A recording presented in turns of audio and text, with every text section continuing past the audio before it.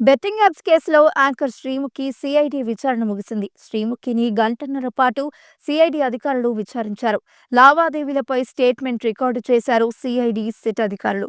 తన ప్రమేయం లేకుండానే బెట్టింగ్ యాప్ కేసులో ఇరుక్కుపోయారని వాగ్మూలమిచ్చారు శ్రీముఖి. ఓ కార్యక్రమం షూట్లో ఉండగా ఓ అమ్మాయి తనకి కాల్ చేసి ప్రమోషనల్ వీడియో చేయాలని చెప్పిందని, ఆ టైంలో మొబైల్ తన దగ్గర లేదని, ఆ ఫోన్ కాల్ తన స్నేహితుడు లిఫ్ట్ చేశాడని చెప్పుకొచ్చింది శ్రీముఖి. ఆ కాల్ తర్వాత ఒక స్క్రిప్ట్ పంపించారని, అదే స్క్రిప్ట్ చదివానంటూ సిఐడి ముందు వాగ్మూలమిచ్చినట్లు తెలుస్తోంది.